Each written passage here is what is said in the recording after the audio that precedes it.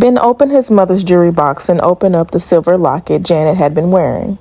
His mom's name was Elaine Wilson, and the locket had a fancy EW engraved on the front. It was pretty. Ben had no idea where his mom had gotten it or why she'd never worn it. He tried to open the locket, but it seemed to be sealed shut. He looked into the mirror on his mom's dresser and put the locket around his neck anyway. The silver was smooth against his chest. Janet had left the closet door open. Ben walked over and breathed in the familiar smell of his mom's clothing as he crawled inside. When he was little, he loved hiding in here, behind her dresses, perched uncomfortably on her shoes. As his mom got ready for bed, she'd say, "I wish Ben were here to tuck me in," or "Too bad Ben isn't here to read this great book with me." He would hold his breath, trying not to laugh. Sometimes she'd call, "Ben, are you here?" And he would answer, "No." At the last minute, she'd always say something like, "Well, I wonder where my slippers are." And she'd open the closet door and act surprised when she found Ben hiding inside. It had been a long time since she'd played that game. Ben rested his head on his knees. He closed his good ear with a finger, blocking out the sound of the wind outside and the rain that had just begun to patter against the roof and the windows. He thought about the coffee sitting on the shelf above him. He crawled out, pulled over a chair, and took it down. There was a lot of money inside the can, maybe a few $100s. Ben couldn't believe his mom had saved so much money. Did she have any other secrets hiding in her room? What if his aunt and uncle sold the house before he found them? He put the can back and felt around her folded sweaters. Nothing. It felt strange and wrong to go through her things, but he couldn't stop. He climbed down and opened the drawers in the nightstand and in her dresser. He found endless bills and unreadable tax documents and articles ripped from magazines. There were files related to the library and tons of papers he couldn't understand. Then, in the bottom right-hand dresser drawer, he found a plain cardboard envelope. He pulled it out and turned it over. There was no address or stamp. Carefully, he opened it. Inside was something wrapped in tissue paper. The paper wasn't taped down, so Ben pulled it off. He discovered a small blue book, its cover soft and creased with age. On the front, the title was stamped in black letters, Wonderstruck. He flipped through the pages. The book was about the history of museums. On the back it said, published by the American Museum of Natural History, New York, New York. Was this a present his mom was going to give him? Was she hiding it, waiting to surprise him? Ben turned to the front of the book. A child had scribbled some pictures around the edges of one of the opening pages, little flowers and leaves. In the center was the adult's handwriting. In red ink, it read, "For Danny, love M." Ben wondered who Danny could have been and who M was. The writing was old-fashioned, and so maybe the inscription had been written 100 years ago. Maybe his mom had found it at the used bookshop in town, or maybe someone had donated it to the library's annual book sale. Either way, it was Ben's now. Sitting on the edge of the bed, he held the book as gently as he could. He hadn't read anything since the accident, but he turned a few pages in Wonderstruck and started reading. Back in the year 1869, New York City had no museum of any kind, either for art or for natural history, such as were to be found in Boston, Philadelphia, Chicago, Washington, and in all the capital cities of Europe. Young Theodore Roosevelt built a small museum on the back porch of his house, and his father that same year enlisted in the movement to start the American Museum of Natural History. But let us pause here and ask ourselves, what exactly is a museum? Is it a collection of acorns and leaves on a back porch? Or is it a giant building costing tens of thousands of dollars, built to house the rarest and finest things on earth? It's both, he heard himself say out loud. Of course the answer is both. A museum is a collection of objects all carefully displayed to tell some kind of magnificent story. Think of all the endless examples of shells, rocks, bones, and gems on a display in the grandest museum of all around the world. These objects didn't appear out of nowhere. Someone, like young Teddy Roosevelt perhaps, collected, cataloged, and curated them. Rain continued to cascade against the roof and windows, making a soft, distant drumming sound as Ben read on. A curator's job is an important one, for it is the curator who decides what belongs in the museum. The curator then must decide exactly how the objects will be displayed. In a way, anyone who collects things in the privacy of his own home is a curator. Simply choosing how to display your things, deciding what pictures to hang where, and in which order your books belong places you in the same category as a museum curator. Ben wondered if he was a curator. He had never stopped to think about why he collected things. It was just something he liked to do. He thought about his wood box. Maybe it was a museum box. Maybe he was making a museum about collecting.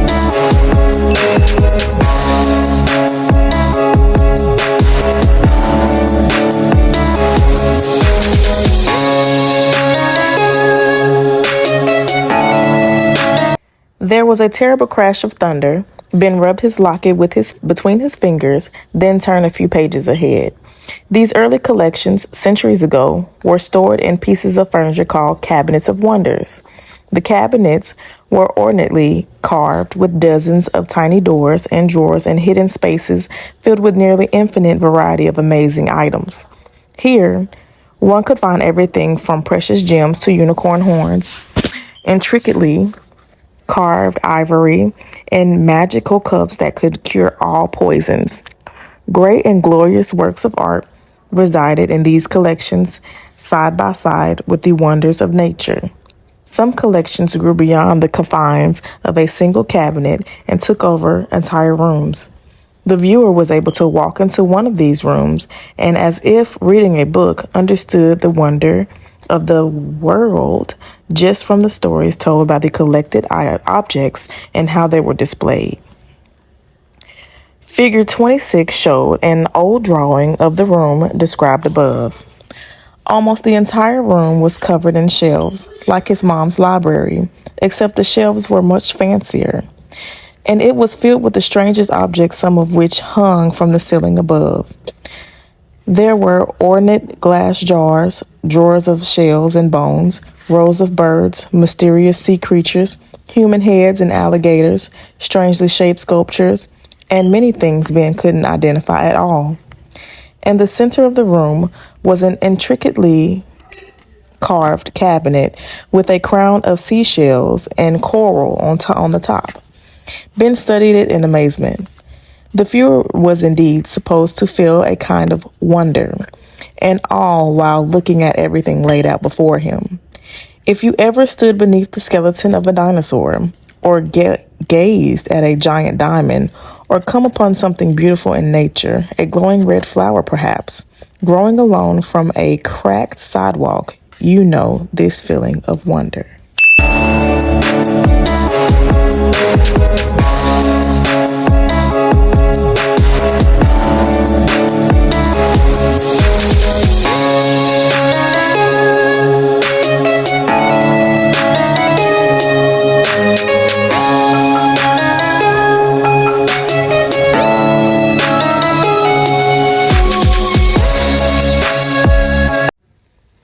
A brilliant bolt of lightning, white hot and electric, came hurtling out of the sky, accompanied by another huge crash of thunder. The lights went out. Ben wanted to go back to his cousin's house now. He tucked the book into his back of his pants, pulled out his flashlight, and made his way to the kitchen. He couldn't find any umbrellas, so he took one of his mom's winter coats from the hall closet and held it over his head for protection against the rain. Lightning kept flashing, momentarily illuminating the room like flash bulbs on a camera. Another crack of thunder shook the house, and Ben realized he had better wait out the storm here. 83 steps could be very far in weather like this. He put away his mom's coat and returned to her room. He crawled into the indentation in her bed, and lay on his back. He propped the flashlight against his shoulder so it pointed upward, and he held the book directly over him. Just as he was about to start reading again, something fluttered out of the book and landed on his chest. It was an old bookmark. Ben sat up and inspected it. The bookmark was frayed at the edges, and on it was a black and white drawing of a storefront, with books piled up in the window and spilling out the boxes and shelves on the sidewalk. A black cat sat listlessly near the window, the door. The awning above the window read Kincaid Books. At the bottom were the store's address and phone number. Ben turned the book over. In black ink, someone had written, February 1965, Elaine. This piece of me is for you. Please call or write. I'll be waiting. Love, Danny. Beneath that were a phone number and an address in New York City.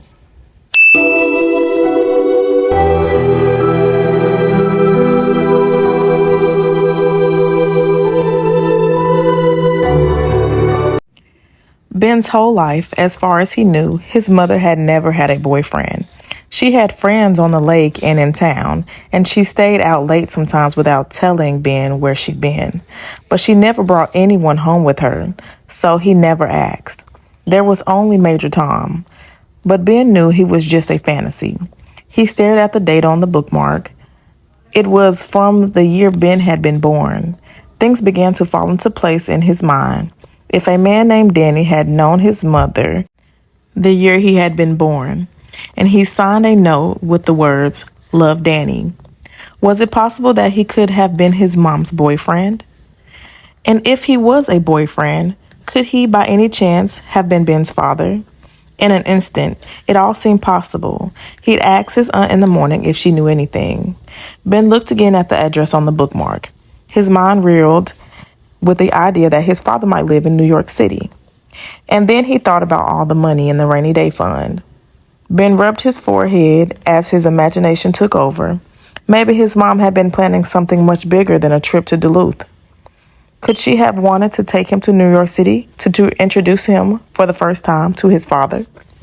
Ben had been holding his breath and he exhaled. What was he thinking? Even if Danny was an old boyfriend of his mom's, there was no proof that he was Ben's father. Ben pulled on the chain around his neck and absently ran his fingernail along the edge of the locket. To his surprise, he felt a click as the locket opened. He expected to see a little photo of his mom, but instead there was a tiny black and white photo of a man. He had a mustache and sideburns and big dark eyes that looked familiar to Ben somehow. The photograph had dislodged slightly from the locket. Ben carefully removed it. On the back was a single word, Daniel. The photo trembled in Ben's hand. He turned it over and pressed it back into the locket. He stared into Daniel's eyes. Now he knew why they looked so familiar. They were Ben's eyes. There was proof. His father wasn't Major Tom, lost forever among the stars. His father was Daniel, and he lived in New York City. Ben looked at the phone number on the bookmark. All he had to do was call. He moved towards the blue phone sitting on the nightstand. He read the phone number several times. Outside, the storm grew worse. Still shaking, Ben picked up the receiver and held it to his good ear. He hesitated, then dialed the number. He slid the bookmark back between the pages of the book. The phone was ringing.